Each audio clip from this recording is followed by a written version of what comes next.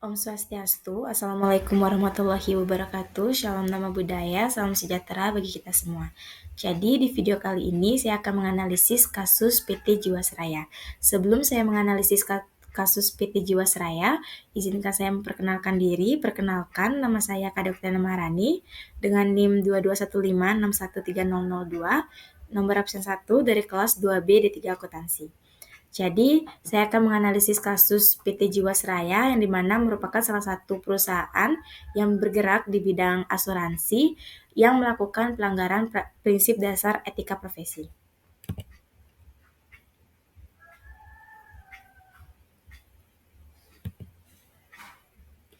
Adapun alur bahasan yang saya akan bahas pada video kali ini, yang pertama mengenai profil PT Jiwasraya, lalu yang kedua kronologi kasus, yang ketiga permasalahan kasus, yang keempat analisis kasus, yang kelima kesimpulan, dan yang terakhir adalah saran.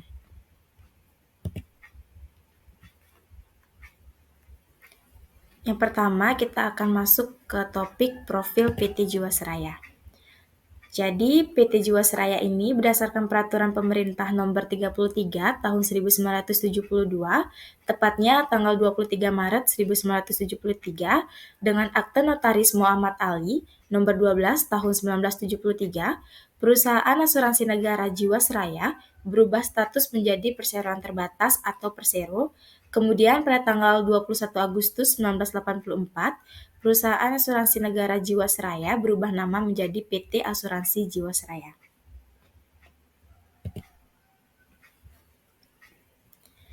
Lalu adapun kronologi kasus yang dimana merupakan alur PT Jiwasraya ini sehingga akhirnya ditetapkan sebagai salah satu kasus pelanggaran prinsip dasar etika. Jadi kasus PT Jiwasraya ini bermula pada tahun 2002 dengan adanya insolvensi atau cadangan lebih kecil dari seharusnya sebesar 2,9 triliun. Lalu berlanjut sampai di tahun 2004, yaitu PT Jiwasraya ini mengalami insolvensi dengan risiko pailit mencapai 2,76 triliun. Lalu pada tahun 2006, PT Jiwasraya memiliki ekuitas perusahaan negatif 3,29 triliun dan aset yang dimiliki jauh lebih kecil dibandingkan kewajiban. Yang kedua, BPK memberikan opini disclaimer untuk laporan keuangan tahun 2006 sampai 2007 dikarenakan penyajian informasi cadangan tidak dapat diyakini kebenarannya. Hal ini berlanjut sampai di tahun 2008, defisit perusahaan 5,7 triliun, kemudian PT Jiwasraya menerbitkan reksadana penyertaan terbatas dan reasuransi untuk menghilangkan kerugian di laporan keuangannya. Nah, di tahun 2009, defisit perusahaan itu menjadi 6,3 triliun dan melanjutkan skema reasuransinya. Lalu pada tahun 2010, perusahaan melanjutkan skema reasuransi. 1 tahun kemudian, tepatnya di tahun 2011, perusahaan tetap melanjutkan skema reasuransi dan surplus sebesar 1,3 triliun. 2012, BPPM dan Lembaga Keuangan atau BPPAM LK meminta perusahaan menyampaikan alternatif penyelesaian komprehensif dan fundamental jangka pendek. JS Saving Plan mendapatkan izin BPPAM LK pada tanggal 12 Desember 2012 dengan guaranteed return 12% per tahun. Lalu perusahaan surplus sebesar 1,6 triliun per 31 Desember 2012 melalui skema finansial reasuransi. Namun defisit senilai 3,2 triliun tanpa skema finansial reasuransi. Setahun kemudian, di tahun 2013, BPPAM LK resmi beralih kepada OJK dan meminta Kementerian BUMN menyampaikan langkah alternatif penyehatan keuangan perusahaan beserta jangka waktunya. Dan perusahaan menyampaikan alternatif penyehatan berupa penilaian aset tanah dan bangunan, revaluasi menjadi 6,56 triliun, dan mendapatkan laba sebesar 457,2 miliar rupiah. Lalu pada tahun 2014, PT Jiwasraya ini memiliki peningkatan penempatan dana di saham dan reksadana. Terjadi lonjakan pendapatan premi hingga 50%. Setahun kemudian, hasil audit BPK menunjukkan dugaan penyalahgunaan wewenang dan laporan aset investasi keuangan melebihi realitas serta kewajiban di bawah realita. PT Jiwasraya membeli obligasi medium term note pada perusahaan yang baru berdiri 3 tahun tanpa pendapatan dan terus merugi. BPK mengungkapkan kejanggalan pembelian saham dan reksadana lapis kedua dan ketiga yang tidak disertai kajian memadai, tanpa mempertimbangkan aset legal dan kondisi keuangan perusahaan. Di tahun 2016, OJK meminta perusahaan menyampaikan rencana pemenuhan rasio kecukupan investasi karena sudah tidak lagi menggunakan mekanisme reasuransi. BPK menemukan nilai pembelian sejumlah saham dan reksadana lebih mahal dibandingkan nilai pasar sehingga berpotensi merugikan perusahaan sebesar 601,85 miliar. BPK juga mencatat adanya investasi tidak langsung senilai 6,4 triliun dan juga PT Jiwasraya melepas saham dan reksadana lapis kedua dan ketiga sesuai redaksi. Masuk di tahun 2017, OJK meminta PT Jiwasraya mengevaluasi produk JS Saving Plan agar sesuai kemampuan pengelolaan investasi. OJK memberikan sanksi peringatan 1 karena perusahaan terlambat menyampaikan laporan aktuaria tahun 2017. Pendapatan premi JS Saving Plan mencapai 21 triliun rupiah dan laba 2,4 triliun atau naik 37,64% dari tahun 2016. Pencatatan liabilitas yang rendah dari semestinya membuat laba sebelum pajak mencapai 428 miliar dari yang sebenarnya rugi sebesar 7,26 miliar. Setahun kemudian di tahun 2018, OJK dan PT Jiwasraya membahas penurunan pendapatan resmi secara signifikan akibat penurunan garansi imbal hasil atas produk JS Saving Plan. OJK mengenakan denda administrasi sebesar 175 juta atas keterlambatan penyampaian laporan keuangan pada tahun 2017. KAP PricewaterhouseCoopers atau PwC memberikan opini tidak wajar terhadap keuangan PT Jiwasraya tahun 2017 karena perusahaan hanya mencatatkan polis masa depan senilai 38,76 triliun yang seharusnya adalah 46,44 triliun rupiah. Lalu, pada tahun 2018, PwC mengoreksi laporan keuangan tahun 2017 dari laba 2,4 triliun menjadi 428 miliar. PT Jiwasraya tidak dapat membayar klaim polis jatuh tempo nasabah JS Saving Plan senilai 802 miliar pada Oktober 2018. Kualitas investasi PT Jiwasraya hanya 5% dari aset investasi saham senilai 5,7 triliun pada 2018 yang ditempatkan pada saham blue chip. Hanya 2% dari aset investasi saham dan reksadana yang dikelola manajer investasi sifatnya itu berkualitas. PT Jiwasraya hanya mampu mendapatkan 1,7 triliun dari penjualan sebagian saham dan reksadana yang bisa dijual. Setelah itu, BPK menyebutkan PT Jiwasraya melakukan investasi aset beresiko untuk memperoleh hasil tinggi sehingga mengabaikan prinsip kehati-hatian.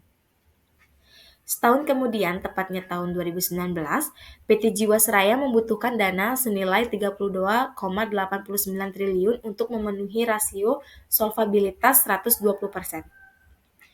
Aset PT Jiwasraya tercatat 23,26 triliun, kewajibannya 50,5 triliun. Nilai ekuitas negatif senilai 27,24 triliun dan liabilitas produk JS Saving Plan tercatat hanya 15,75 triliun.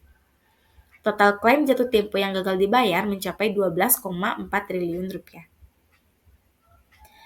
Lalu pada tahun 2020, Kejaksaan Agung meminta BPK itu memulai untuk audit investasi PT Jiwasraya.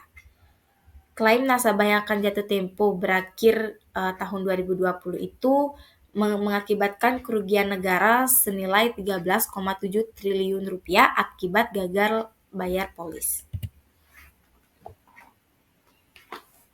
Lalu kita akan masuk ke sub pembahasan yang ketiga, yakni permasalahan kasus.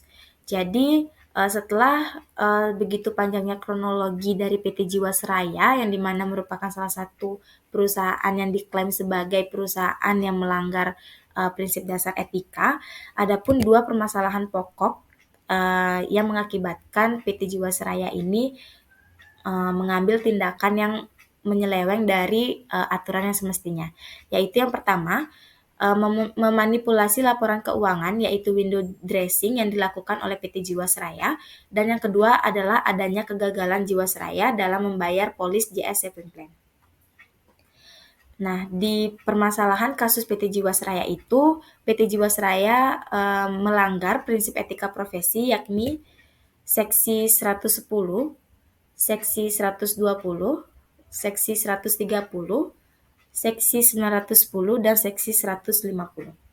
Yang dimana Seksi 110 itu merupakan prinsip integritas. Tepatnya di subseksi 110.1 itu mengenai prinsip integritas mewajibkan setiap praktisi untuk tegas, jujur, dan adil dalam hubungan profesional dan hubungan bisnisnya.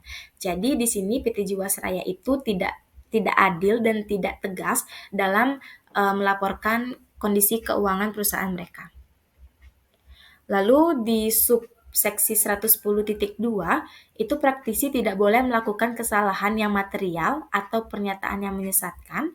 Dalam hal ini pernyataan atau informasi yang diberikan secara tidak hati-hati terhadap laporan. Jadi di sini juga nyata kalau PT Jiwasraya itu tidak memberikan informasi yang benar terhadap laporannya. Lalu di seksi 120 tentang prinsip objektivitas.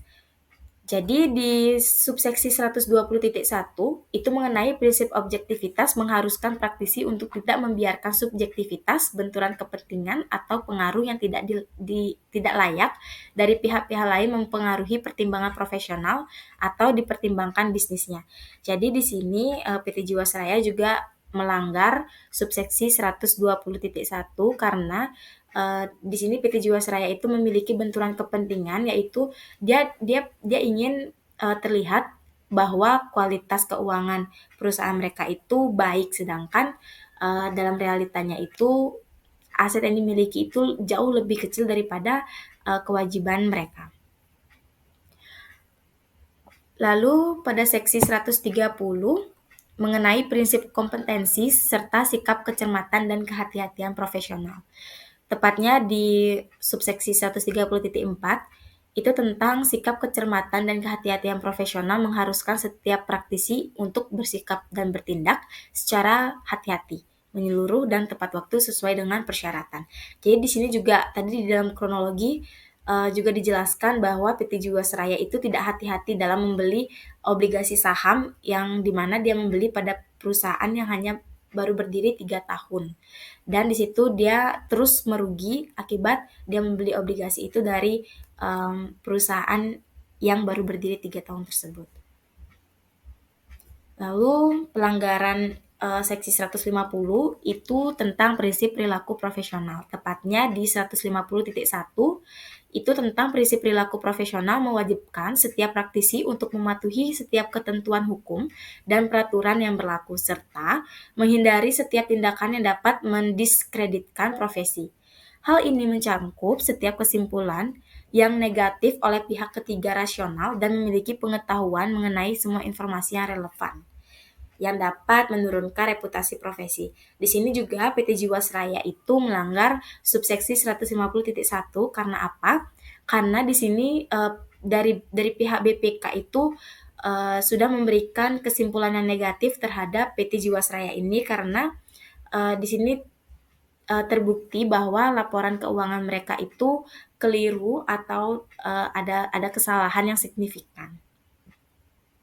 Dan yang terakhir itu pada seksi 910 tentang kepentingan keuangan dalam perikatan asuransi.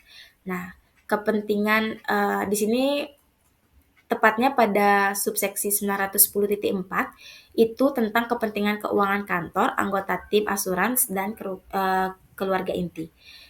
Yakni kepentingan keuangan langsung atau kepentingan keuangan tidak langsung yang material terhadap klien asuransi tidak boleh dimiliki oleh Yang pertama kantor, dan yang kedua anggota tim asuran atau setiap anggota keluarga inti dari individu tersebut. Jadi di sini juga PT Jiwasraya itu melanggar Seksi 910 tentang kepentingan keuangan karena di sini kan PT Jiwasraya itu merugi. Lalu dia mengandalkan istilahnya dana-dana asuransi dari klien itu dialokasikan ke menutupi kerugian-kerugian PT Jiwasraya. Jadi PT Jiwasraya ini melanggar Seksi 910.4. Di sini merupakan gambaran di mana ada 5 tersangka yang terlibat dalam kasus PT Jiwasraya. Yang pertama itu ada Beni Cokro Saputro, yang kedua Heru Hidayat, yang ketiga Hari Prasetyo, yang keempat Hendrisman Rahim, dan Syahmirwan. Jadi di sini adalah pelaku-pelaku yang terlibat dalam pelanggaran yang dilakukan oleh PT Jiwasraya. Di sini yang kedua itu di mana pihak berwenang itu menangkap Hendrisman itu dan membawa ke pengadilan. Lalu di gambar yang ketiga itu adanya audit dari pihak yang berwenang terhadap laporan keuangan mereka. Yang terakhir ditemukan bahwa adanya kasus penyalahgunaan laporan atau wewenang terhadap laporan keuangan mereka. Nah, jadi kesimpulannya itu, PT Jiwasraya melakukan rekayasa terhadap laporan keuangan. Kasus ini dimulai bahwa PT Asuransi Jiwasraya menyatakan tidak mampu membayar klaim polis JS Saving Plan yang jatuh tempo sebesar 802 miliar pada 10 Oktober 2018. Dari hasil investigasi BPK terungkap adanya inkonsistensi yang mengisyaratkan adanya kecurangan dalam penyelenggaraan saving plan dan investasi. Analisis ini bertujuan untuk menjelaskan konsep dasar etika, kode etik, serta mengetahui prinsip dasar etika akuntan apa saja yang dilanggar oleh PT Asuransi Jiwasraya. Dalam kasus PT Asuransi Jiwasraya, ada 4 prinsip etika dasar yang dilanggar, yaitu integritas, objektivitas, kompetensi dan kehati-hatian, dan sikap profesional.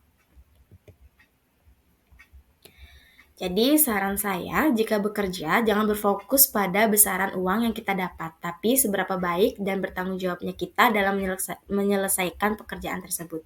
Mungkin demikian analisis saya terhadap kasus pelanggaran etika profesi yang dilakukan oleh PT Asuransi Jiwasraya. Jika ada kesalahan mohon dimaafkan, dan saya tutup dengan Parama Santi. Om Santi Santi Santi Om. Assalamualaikum warahmatullahi wabarakatuh. Shalom Namo Buddhaya, salam sejahtera bagi kita semua.